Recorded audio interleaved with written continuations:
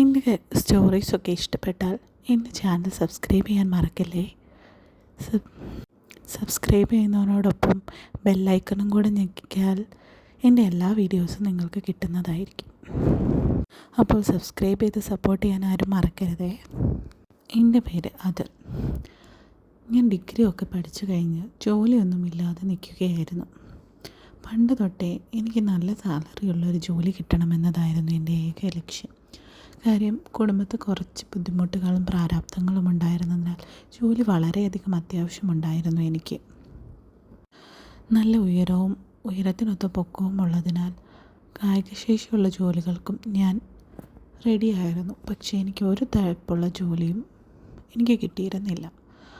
അതുകൊണ്ട് പല ജോലികൾക്കും അപ്ലൈ ചെയ്ത് സെറ്റായിരിക്കുമ്പോഴൊക്കെ എന്നെ റിജക്റ്റ് ചെയ്യാറുണ്ടായിരുന്നു. അങ്ങനെ ഞാൻ എന്തെങ്കിലും ജോലി കിട്ടുമോ എന്ന് അന്വേഷിക്കാനായി മുംബൈയും ചെന്നൈ പോലുള്ള നഗരങ്ങളിലേക്ക് പോകാമെന്ന് തീരുമാനിച്ചു. അങ്ങനെ പോയി അന്വേഷിച്ചുകൊണ്ടിരുന്നപ്പോഴാണ് ചെന്നൈയിൽ വെച്ച് എനിക്ക് പറ്റിയ ഒരു ജോലി ശ്രദ്ധയിൽപ്പെട്ടത്. ഒരു പബ്ബിലായിരുന്നു എനിക്ക് ജോലി. പക്ഷേ അന്ന് പിടിച്ചു നിൽക്കാൻ പറ്റുന്ന സാമ്പത്തികം എനിക്കതിൽ നിന്നുണ്ടാക്കാൻ പറ്റുന്നത് കൊണ്ട് ഞാൻ അവിടെ തന്നെ കുറച്ച് നാൾ വർക്ക് ചെയ്തു. അങ്ങനെ അവിടെ വെച്ച് ഒരു 2 ഗ്യാങ്ങുകൾ തമ്മിൽ അടികൂടിയപ്പോൾ പൈസ തരാമെന്ന് പറഞ്ഞ ഒരു ഗ്യാങ്ങിലെ പുള്ളി എന്നെ കൈക്കലാക്കി. അങ്ങനെ പൈസയ്ക്ക് വേണ്ടി ഞാൻ മറുവശത്തുള്ള അവനെ തല്ലിയത് കൊണ്ട് എനിക്ക് അയാൾ പണം ഓഫർ ചെയ്തു. പിന്നീട് അയാൾ എൻ്റെ ജോലി കഴിഞ്ഞപ്പോൾ അയാളെ ഞാൻ കാണുവാനിടയായപ്പോൾ അയാൾ എന്നോട് ചോദിച്ചു, നിനക്ക് എന്തെങ്കിലും ജോലി ആവശ്യമുണ്ടെങ്കിൽ നീ എന്നോട് പറഞ്ഞോളൂ, കാര്യം നിനക്ക് പറ്റിയ കുറച്ച് ജോലികൾ എൻ്റെ കയ്യിലുണ്ട് എന്ന് പറഞ്ഞു. ഞാൻ മടിക്കാതെ തന്നെ അപ്പം തന്നെ പറഞ്ഞു, എനിക്ക് ജോലി നല്ല ആവശ്യമുണ്ട്. കാരണം കുറച്ച് പ്രാരാബ്ദങ്ങൾ എനിക്ക് വീട്ടിലുള്ളത് കൊണ്ട് കുറച്ച് സാലറി കൂടുതലുള്ള ജോലി കിട്ടിയാൽ ഞാൻ മാറാമെന്ന് പറഞ്ഞു. എനിക്ക് സെലിബ്രിറ്റികൾക്കൊക്കെ ബോഡി ഗാർഡായി പോകാൻ നിനക്ക് ഇൻട്രസ്റ്റ് ഉണ്ടോ എന്ന് ചോദിച്ചു. എനിക്കെന്താ ബുദ്ധിമുട്ട്, ഞാൻ വരാമെന്ന് മറുപടി പറഞ്ഞു. 2-3 ദിവസത്തിനുള്ളിൽ എനിക്ക് ആദ്യമായൊരു ജോലി കിട്ടി. നീ ഇത് വളരെ കെയർഫുള്ളായി ചെയ്യേണ്ട ഒരു ജോലിയാണ്. കാരണം നല്ല പൈസ കിട്ടുമെങ്കിലും കുറച്ച് റിസ്ക് ഉണ്ട് ഇതിൽ. സെലിബ്രിറ്റീസിന് കൂടെ പോകുന്നത് കൊണ്ട് നമ്മളുടെ ഭാഗത്തു നിന്നും ഒരു മോശമായ കാര്യങ്ങളും ഉണ്ടാകാൻ പാടില്ല. വളരെ എല്ലാ കാര്യങ്ങളും കൃത്യമായി ചെയ്യുകയും വേണം. അവരെ ഒരാപത്തും വരാതെ രക്ഷിക്കുകയും വേണം. ഞാൻ സമ്മതം മൂളി. എനിക്ക് അത്തരത്തിലുള്ള കായികശേഷി ഉള്ളതുകൊണ്ട് എനിക്ക് ഇത്തരത്തിലുള്ള ജോലികളൊക്കെ വലിയ ഇഷ്ടമായിരുന്നു. അതുകൊണ്ട് ഞാൻ വളരെ സന്തോഷത്തോടെ ആ ജോലി സ്വീകരിച്ചു. അതുമാത്രമല്ല, ഇതെൻ്റെ ഫസ്റ്റ് വർക്കാണ്. അതുകൊണ്ട് ഞാൻ വളരെ കെയർഫുള്ളായിരിക്കണമെന്ന് ഞാൻ എന്നോട് തന്നെ പറഞ്ഞു. നിനക്ക് ആദ്യമായി കിട്ടുന്ന ക്ലയൻറ്റിൻ്റെ എല്ലാ ഡീറ്റെയിൽസും ഈ ഫയലിലുണ്ട്. നീ ഇത് വായിച്ചിട്ട് നാളെ അവരെ പോയി കാണണം. ഓക്കെ എന്ന് പറഞ്ഞ് ഞാൻ വാങ്ങിച്ചു മറിച്ചു നോക്കി. ഡീറ്റെയിൽസും ഫോട്ടോയും എല്ലാം ഉണ്ടായിരുന്നു. അയ്യോ, ഇതൊരു നടിയുടേതാണല്ലോ. എനിക്കിവരെ നന്നായി അറിയാം. ഇവരുടെ വലിയൊരു ഫാനാണ് ഞാൻ. എനിക്ക് ജോലി എന്തായാലും പറ്റുമെന്ന് ഞാൻ മറുപടി പറഞ്ഞു. തെന്നിന്ത്യയിലെ ഏറ്റവും നല്ല നടിയായിട്ട് നിൽക്കുന്ന ഒരു നടിയായ ഒരു ശാലീന സുന്ദരി. എനിക്ക് അവരുടെ വളരെ ഇഷ്ടമായിരുന്നു. നല്ല ക്യാരക്ടറുകളാണ് പലപ്പോഴും അഭിനയിക്കാറ്. എനിക്ക് ഇവിടെ ആ നടി ഉണ്ടായിരിക്കുന്ന 1 മാസത്തേക്കുള്ള ജോലിയാണ് എനിക്ക് തന്നത്. അതിനുശേഷം അവർ വേറെ നാട്ടിലേക്ക് പോകും. പിന്നെ അവിടെ ആരെങ്കിലും അസൈൻ ചെയ്ത് കൊടുത്തുകൊള്ളും. ആ സമയത്ത് ഈ നടിക്ക് ഒന്നും വരാതെ ഞാൻ തന്നെ സേഫാക്കി വെക്കണം എന്നാണ് അദ്ദേഹം പറഞ്ഞത്. അങ്ങനെ ഞാൻ പിറ്റേന്ന് വളരെ നേരത്തെ തന്നെ ഉത്സാഹത്തോടു കൂടി അവരുടെ ഫ്ലാറ്റിലെത്തി. അങ്ങനെ ലിഫ്റ്റിലൂടെ മുകളിലെത്തി. കതക് തുറന്നു. അവിടെ ഒരു ഹെൽപ്പ് ചെയ്യുന്ന വേലക്കാരി സ്ത്രീ ഉണ്ടായിരുന്നു. അകത്ത് കയറിയപ്പോൾ അവിടെ ഇരിക്കുന്നു ഞാൻ ആരാധിക്കുന്ന ആ നടി. എന്നെ കണ്ടപ്പോഴേക്കും പുള്ളിക്കാരി എഴുന്നേറ്റ് ചിരിച്ചുകൊണ്ട് പറഞ്ഞു, ഹലോ. എനിക്ക് മനസ്സിലായി, എന്നെ നിങ്ങളുടെ ജോലി തന്നിരിക്കുന്ന ആ വ്യക്തി എന്നെ വിളിച്ച് പറഞ്ഞിട്ടുണ്ടായിരുന്നു. എനിക്ക് അടുത്ത് കണ്ടപ്പോഴുണ്ടായ ഒരു സന്തോഷം പറഞ്ഞറിയിക്കാൻ പറ്റിയില്ല. സിനിമയിൽ കാണുന്നതിനേക്കാൾ സൗന്ദര്യം ഈ നടന്മാർക്കുണ്ട് എന്ന് പറയുന്നത് വെറുതെയല്ല. വളരെ വിടർന്ന കണ്ണുകൾ, നല്ല മലർന്ന മേൽച്ചുണ്ടും ആര് കണ്ടാലും ഇഷ്ടപ്പെടുന്ന രീതിയിലുള്ള ഒരു നല്ല സുന്ദരി നടിയായിരുന്നു അവർ. ഡ്രസ്സാണെങ്കിൽ ടീഷർട്ടും ലെഗിൻസുമായിരുന്നു. അത് കുറച്ച് ഓവർസൈസ്ഡ് ടീഷർട്ട് ആയതുകൊണ്ട് ഒരു പ്രത്യേക ഭംഗിയുണ്ടായിരുന്നു. അവർക്ക് എന്നെപ്പറ്റി ഒറ്റ നോട്ടത്തിൽ തന്നെ നല്ല അഭിപ്രായമാണ്. അവർ you looks very nice and actually you are very handsome എന്നൊക്കെ എന്നോട് പറഞ്ഞു. എനിക്കിത് കേട്ടപ്പോൾ വളരെയധികം അഹങ്കാരം ഉള്ളിലുണ്ടായി.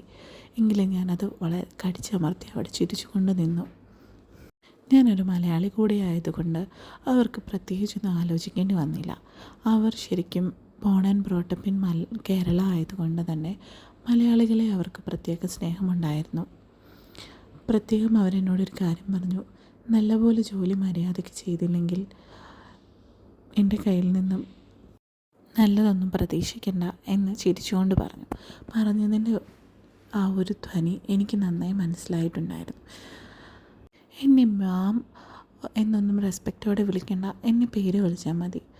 നീ ഒരു ചെറിയ ചെറുക്കനായതുകൊണ്ട് പേര് വിളിക്കുന്നതിൽ എനിക്ക് ബുദ്ധിമുട്ടൊന്നുമില്ല കേട്ടോ എന്ന് പറഞ്ഞു. എനിക്കും അതായിരുന്നു ഇഷ്ടം. അങ്ങനെ അവർ റൂമിലേക്ക് പോയി. എൻ്റെ ഉള്ളിലൊരു പേടിയുണ്ടായിരുന്നു. കാര്യം, ഈ ജോലി വളരെ നന്നായി ചെയ്തില്ല എങ്കിൽ എൻ്റെ ജോലി പോകുമല്ലോ. എനിക്ക് താമസിക്കാൻ തന്നിരിക്കുന്ന ഫ്ലാറ്റ് അവർ താമസിക്കുന്ന ഫ്ലാറ്റിൻ്റെ ഓപ്പോസിറ്റ് ഉണ്ടായിരുന്ന ഫ്ലാറ്റായിരുന്നു. ഒരു മാസത്തേക്ക് അവിടെയാണ് ഞാൻ താമസിക്കേണ്ടത്. എന്തുണ്ടെങ്കിലും വിളിക്കാൻ മറക്കണ്ട എന്ന് അവിടെ അദ്ദേഹം എന്നോട് പറഞ്ഞതുകൊണ്ട് എനിക്ക് ഒരു സപ്പോർട്ടുണ്ട് എന്ന് എനിക്ക് മനസ്സിലായി. ഞാൻ ഫുഡൊക്കെ കഴിഞ്ഞിട്ട് ആക്ട്രസിൻ്റെ ഫ്ലാറ്റിൻ്റെ മുന്നിൽ വെയിറ്റ് ചെയ്തു. കൃത്യം 15 മിനിറ്റിനുള്ളിൽ പുള്ളിക്കാരി റെഡിയായി പുറത്തിറങ്ങി കാറിലേക്ക് എത്തി. ഞാൻ ഡോർ ഓപ്പൺ ആക്കി കൊടുത്തു. ഞാനാണ് ഒരു മാസത്തേക്ക് വണ്ടി ഓടിക്കാൻ കൂടി ചെയ്യണമെന്ന് എനിക്ക് മനസ്സിലായി. എന്നോട് പറഞ്ഞു, 1/2 മണിക്കൂർ കൊണ്ട് എനിക്ക് ഷൂട്ടിങ്ങിൻ്റെ സ്ഥലത്തെത്തണം, നീ എത്തിക്കുമോ എന്ന് ചോദിച്ചു. ഓഫ് കോഴ്സ്, ഉറപ്പായും ഞാൻ എത്തിക്കാമെന്ന് പറഞ്ഞു. കറക്റ്റ് സമയത്ത് തന്നെ ഞങ്ങൾ അവിടെ എത്തി. ഞാൻ ആദ്യമായിട്ടാണ് ഒരു സിനിമ സെറ്റൊക്കെ കാണുന്നത്. വളരെ എക്സൈറ്റഡ് ആയിരുന്നു ഞാൻ. അന്നത്തെ ദിവസം വളരെ നന്നായി കടന്നുപോയി. പിറ്റേ ദിവസവും ജോലിക്ക് പോയി. എൻ്റെ ജോലി വൃത്തിക്ക് ചെയ്തുകൊണ്ട് പോകുന്നത് കൊണ്ട് പുള്ളിക്കാരിക്ക് എന്നോട് പ്രത്യേക ഒരു അടുപ്പം കാണിക്കുന്നുണ്ടായിരുന്നു. തുടക്കത്തിലെ ജാടയും ഒരു നടിയാണെന്നുള്ള ഒരു ഭാവവും ഒന്നും ഇപ്പോൾ കാണിക്കുന്നില്ല. എൻ്റെ ഫാമിലി സിറ്റുവേഷനെ പറ്റിയും എൻ്റെ ജീവിത സാഹചര്യങ്ങളെ പറ്റിയും ഞാൻ ചുരുങ്ങിയ സമയം കൊണ്ട് അവരെ എല്ലാ കാര്യങ്ങളും അറിയിച്ചത് കൊണ്ട് ഒരു വല്ലാത്ത സൗഹൃദം ഞങ്ങളുടെ ഇടയിലുണ്ടായിരുന്നു.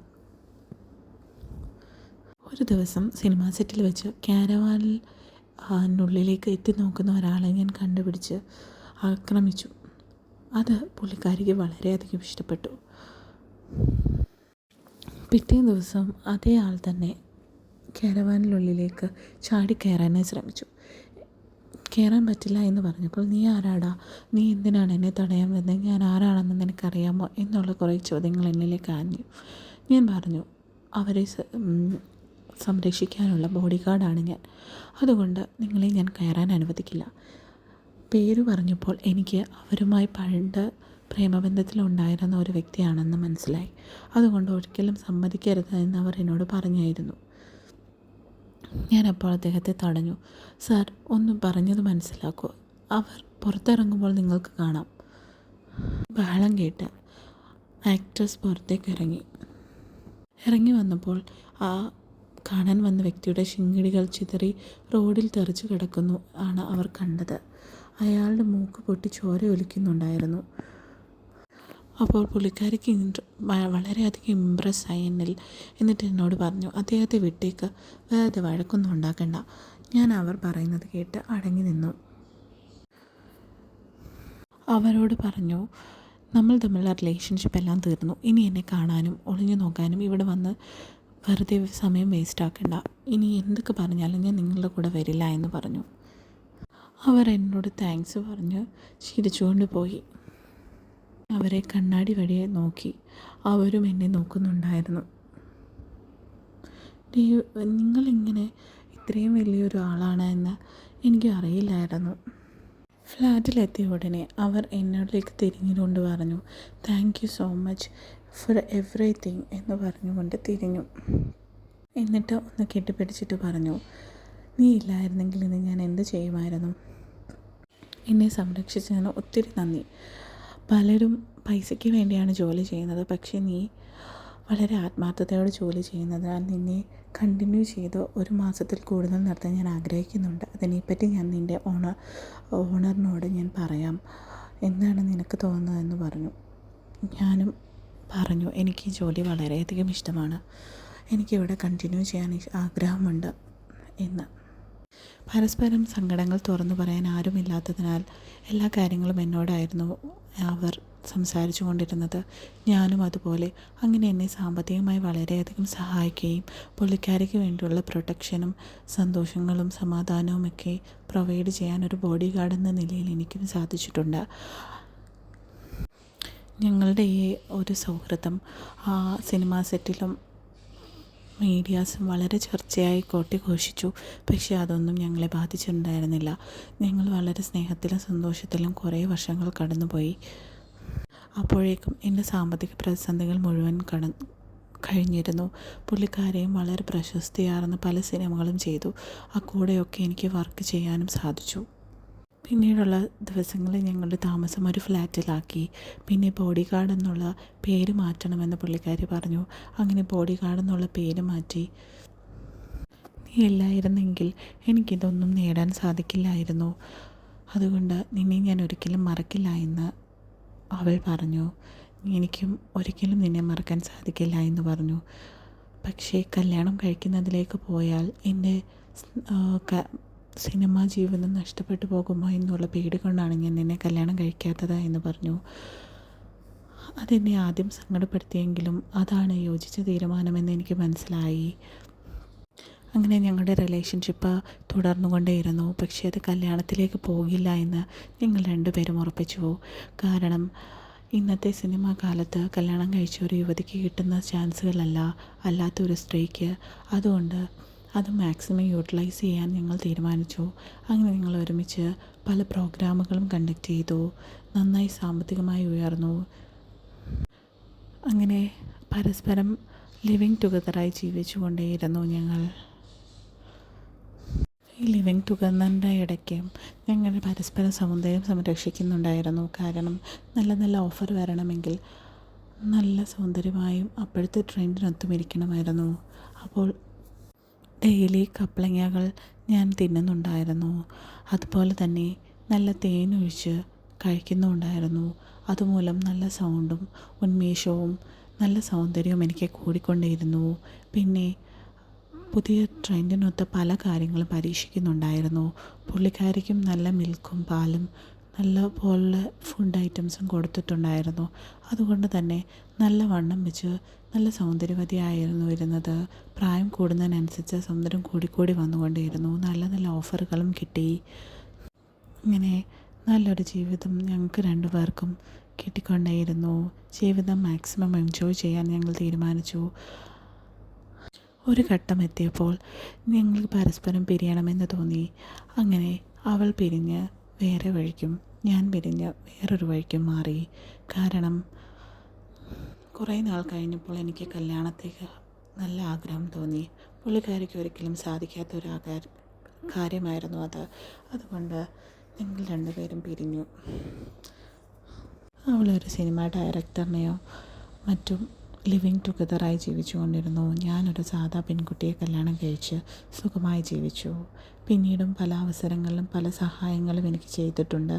ചില മാസങ്ങളിൽ ഞാൻ ബോഡി ഗാർഡായി ജോലിക്കും പോയിട്ടുണ്ട്. അവിടെ ആർക്കും അതൊരു പരാതിയായിരുന്നില്ല. അങ്ങനെയാണ് അവൾ എന്നെ ട്രീറ്റ് ചെയ്തിരുന്നത്.